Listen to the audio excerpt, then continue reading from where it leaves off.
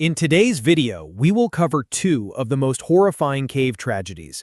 The first one in particular involves a sequence of events that rarely happen, while in the second story, father is racing to save his sons in a treacherous cave while fighting to survive himself. As always, viewer discretion is advised. In April 1995, Thomas Edward Benning entered Black Cave in Arizona alone. He was no stranger to the cave. He'd explored it several times before. Confident but underprepared, he relied only on a miner's lamp and his memory of the cave's layout. The entrance led to a wide chamber he knew well, but this time, instead of following the main route, he veered into a side passage, one he'd never taken. It was tighter, darker, and more complex.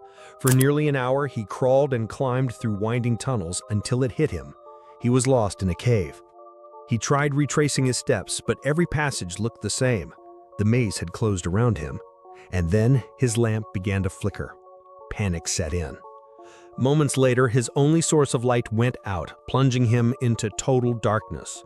No sunlight, no landmarks, just silence and stone. Alone, trapped underground, Thomas reached for a last option: matches. Each tiny flame flared against the darkness, lighting just enough to glimpse the tunnel walls around him. One match at a time, he moved, hoping to stumble on a familiar turn. But the matches burned fast. One by one, they disappeared into smoke. Then he struck the last one. It burned out, and Thomas was left in absolute blackness, deep beneath the surface, with no light and no way forward. But Thomas didn't stop. He couldn't. He crawled blind, feeling along the walls, desperate for anything that might lead him out. To mark his path, he tore what little he had. His insole, a trash bag, strips of clothing, leaving a trail in the dark. This real cave survival story was now driven by instinct. By the time he reached a narrow fissure, his body was failing. Starved, dehydrated, and running on instinct alone, he kept pushing forward. His matches were gone. The darkness was total, so complete he couldn't tell if his eyes were open. Still he moved. Then he felt it, a crack in the rock about 4 feet deep, narrow, tight. But maybe it was a way out. Maybe it led to a chamber or even back toward the entrance. That flicker of hope pulled him in.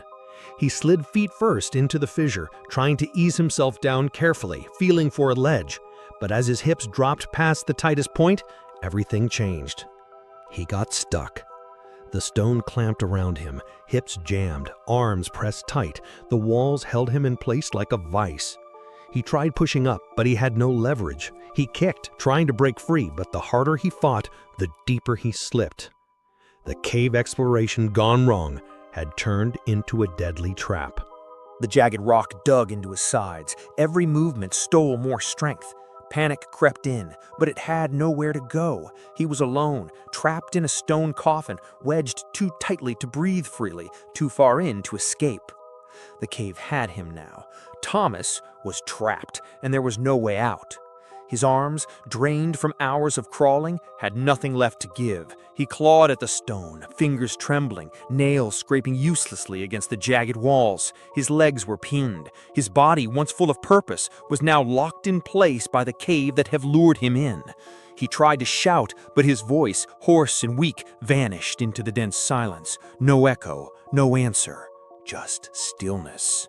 He was utterly alone. This Arizona cave tragedy was unfolding in total darkness. Hours passed, then days. No one knew where to look. He hadn't told anyone which cave he'd entered. His wife, alarmed when he didn't return, called the police. They searched every cave he'd ever explored, but there were no signs, nothing. It took days just to find his car parked near Black Cave, Arizona. Rescue teams arrived quickly after that, but they were working blind. The cave's mapped paths offered no answers. They searched the main chambers, the usual turns. Near the entrance, they found his sunglasses, then his shirt, but they missed the small side passage, the one Thomas had chosen that day. They scoured every known section, unaware they were just a few wrong turns from where he was actually trapped. Meanwhile, deep below, Thomas lay wedged in darkness. His breathing had slowed to shallow gasps. The cold gnawed at his body. Hunger faded into numbness. His mind drifted between reality and dream, lost in the blur of exhaustion. Above ground, time moved on. The rescue efforts stalled. No new clues. Eventually, they called it off. The caver disappears. Thomas Edward Benning was officially declared missing, but he hadn't vanished. He was still there, in the silent black, held by the earth, waiting for help that never came. Then, in December 1996, over a year and a half later, 3 cavers, Bill Graff, Elizabeth Robb, and Dale Green, entered Black Cave. They weren't looking for Thomas, they were simply mapping uncharted sections. That day, they chose a lesser-known route, the same one Thomas had taken. An hour in, they found something odd, a burned matchbook in the dirt, then a broken miner's lamp, torn cloth, more used matchsticks. The clues were scattered like breadcrumbs marking a desperate path in the dark. A terrifying cave story was beginning to unfold. At first, they thought little of it, maybe leftovers from an old expedition. But on their return trip, something gnawed at their curiosity. They decided to check the side tunnel near where they'd found the scraps. It was barely 3 feet wide, a low, claustrophobic crawl space. Pushing through, Rob spotted a shoe, then a sock, and a little further in, something strange on the cave floor. It looked like a bundle of fur. She moved closer. It wasn't fur. They froze. Horror settled in as the light from their headlamps revealed what they'd found. The body was wedged into a crack, twisted and still, partially mummified by the cold air. Time had reduced it to little more than bone, skin, and cloth. But the clues around it, the torn bag, the empty matchbook, and the familiar miner's lamp, told the story clearly. It was Thomas Edward Benning. Trapped. Alone. Lost underground for over 600 days. A final chapter in a quiet disappearance and the grim reality of what lies beyond the last match struck underground. They had found him. Thomas Edward Benning, the man lost nearly 2 years ago, lay wedged in stone, his remains preserved by the cold silence of Black Cave. The cavers were stunned.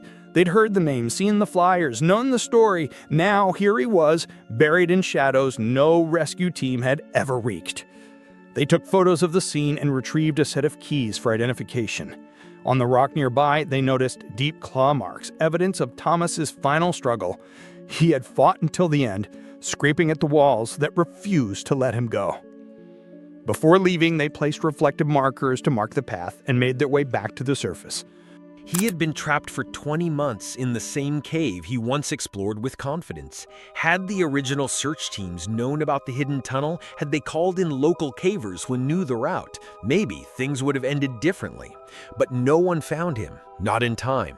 This true survival story ended in silence, not rescue. Black Cave kept its secret for nearly 2 years, until the day chance, not search teams, finally revealed what it had hidden so well. Too late for rescue, just in time for a story no one would ever forget. This next story is far more devastating than the first. On June 18, 1990, Gary Lutz took his 2 sons, 13-year-old Gary Jr. and 9-year-old Timothy, on a cave exploration trip in New Trout Cave, West Virginia. It was meant to be a bonding adventure. Gary, a caver with over 20 years of experience, wanted to share his passion with his boys who were new to exploring underground. They came prepared, hard hats, knee pads, and carbide lamps. Confident in their gear and Gary's expertise, they entered the cave. The early passages posed no trouble. They admired the massive big room, its high ceiling and wide floor offering a sense of awe. After a short snack break, they pressed on into the maze, a twisting section filled with tight crawls, narrow ledges, and confusing turns. This part tested them. The tight spaces were exhausting, but Gary's steady leadership kept the boys moving. As they reached an 8-foot drop, he made a decision to leave their pack behind. It held extra food, water, and their only backup lights. But the carbide lamps had been refueled moments earlier, and he figured they'd be back long before those ran out. It seemed like a reasonable call at the time, but the cave had other plans, as this real cave disaster was about to unfold. Roughly 200 feet into the maze, Timothy's light began to flicker. What started as a minor issue became serious when it died completely. Gary stayed calm, telling the boys they'd turn back, but then Gary Jr.'s lamp failed too. Darkness began creeping in. The cave shadows deepened. Gary's own light flickered, still barely holding on. The boy stayed close as he pushed forward trying to retrace their route. But the maze, with its endless twists and mirrored paths, disoriented them quickly. Every turn led to dead ends or unfamiliar corners. Then, Gary's lamp gave out. Total darkness. No sense of space, no bearings, just blackness pressing in from all sides. The air felt tighter. Sounds of dripping water echoed eerily. Gary could hear his son's breathing, shaky, scared. Then the question came. "Dad, are we lost?" Gary paused. His heart pounded, but he couldn't show fear. He had to think clearly. Panic wouldn't help. His mind raced, trying to reconstruct the path in reverse. But every step now was blind, every decision a gamble. The cave had swallowed them whole. It was now a full-blown cave survival story. Trapped in the black depths of the maze, Gary weighed their options.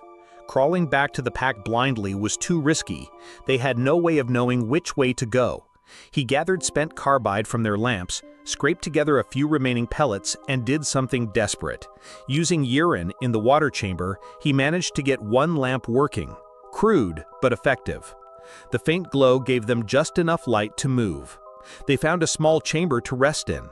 Gary set his sons on their knee pads to conserve heat. The flickering lamp lit their tired faces. He tried to comfort them, but the reality was grim. No one knew they were inside New Trout Cave. Their parked car offered no clues. He hadn't told anyone their plans. Minutes crawled by, then hours. The weak flame finally sputtered out, plunging them back into darkness. The cave's 54-degree air began leaching warmth from their bodies. They huddled together in the silence, muscles stiffening, teeth chattering. There was no food, no water. The soot-covered walls, remnants of old nitrate mining, coated the air with dust, scratching their throats and stinging their lungs. Time had stopped. All they could do now was wait. This true cave rescue story was just beginning to unfold. Outside the cave, concern finally surfaced by Wednesday. A local noticed the trio's car hadn't moved in days and alerted state police. Investigators reached out to Florida authorities and eventually contacted Gary's family. They confirmed he'd planned a caving trip in Pendleton County, but had no idea which Trout Rock cave he had entered. Inside, hope was fading. Gary and his sons were growing weaker by the hour. Dehydration was setting in. Every breath felt like sandpaper, their throats raw from the cave's dusty air. Huddled together in the freezing dark, fear pressed in from all sides. Gary wrestled with guilt. He had broken key safety rules. No note left behind, no backup lights, no extra provisions. With decades of caving experience, he knew better. But now, none of it mattered. His sons were suffering, and there was nothing he could do. Gary held them close, offering quiet words of comfort. All three prayed for a miracle, just one chance to make it out alive. By Friday morning, the Lutz family had been trapped in New Trout Cave for nearly 5 days. The rescue operation had escalated, drawing in multiple cave rescue teams and emergency responders. But after so long without food, water, or warmth, hope was fading. The cold, damp environment made survival unlikely. Then, searchers found the Lutz pack deep in the maze. For a moment, hope flared, but its position suggested the family had pushed even farther into the confusing network of passages, likely disoriented in total darkness. The mood among rescuers shifted. Quietly, one said to another, "We're probably looking for fatalities." A real-life cave rescue story had turned into a race against time. Rescuers crawled through the tightest gaps, calling names into the void, their voices bouncing off stone walls with no reply. Every turn led to more rock, more dead ends. The deeper they went, the more convinced they became that they were too late. The maze was brutal. Sharp limestone scraped at hands and knees. Passages were so narrow they had to slide on their bellies, helmets grinding against jagged ceilings. Dust filled the air, stirred by every movement. As the rescue team pushed deeper into the cave, one member suddenly stopped. He tilted his head, listening. A faint broken voice echoed from somewhere ahead. At first he thought he imagined it. "Did you hear that?" he whispered. The team froze. Silence. Then again, a weak cry for help. They looked at each other in disbelief. Could someone still be alive after 5 days in darkness without food, water, or near freezing cold? Without hesitation, they surged forward, calling out. The voice answered, stronger now. They were close. Then their headlamps lit up the chamber ahead, and there they were. Gary Lutz was slumped against the cave wall, his arms around his sons. His face was gaunt, his lips cracked and bleeding. Gary Jr. and Timothy lay beside him, barely conscious, trembling from cold and exhaustion. They had survived. Just barely. The rescuers rushed to them. Relief and urgency flooded the room. It was a miracle. Rescuers quickly assessed the family's condition. Gary Jr. and Timothy were hypothermic and severely dehydrated. Timothy, just 9, was barely responsive, his body limp and fading. Gary Sr. was conscious but disoriented, his voice raw from days without water. The team feared they might not survive the journey out. They radioed the surface. Medics needed to be ready. This was now a dramatic cave rescue, one of the most harrowing true survival stories ever to come out of West Virginia. Extraction wouldn't be easy. The same narrow passages that had trapped the family now stood between them and rescue. Timothy was strapped into a stretcher, unable to move on his own. 2 rescuers rotated carrying him, inching through the tight stone corridors. Gary Jr., slightly more stable, still needed support. A rescuer held him steady, whispering encouragement as they moved. Gary Sr. insisted on walking, but his body gave out repeatedly. 2 team members stayed beside him, catching him each time he stumbled. Every step was critical. Timothy's breaths came in short, uneven gasps. Gary Jr. drifted in and out of awareness. Gary Sr.'s glassy eyes showed the toll of the ordeal. He was fading. But they kept moving, driven by hope and the sheer will to survive. After hours of grueling effort, the team finally emerged from the cave. Sunlight hit their eyes like a shock, blinding after so long in darkness. Medics rushed in. Gary Jr. and Timothy were wrapped in blankets and placed on stretchers. IVs were started immediately. Their young bodies were fragile, but they were alive. Gary Sr., though able to walk, was quickly seated. Oxygen and water were handed to him. His hands trembled as he gripped the bottle, only now beginning to grasp what they had endured. All odds, the Lutz family had survived, and in the quiet after the storm, that fact alone felt like a miracle, a real cave survival story that would be told for years to come.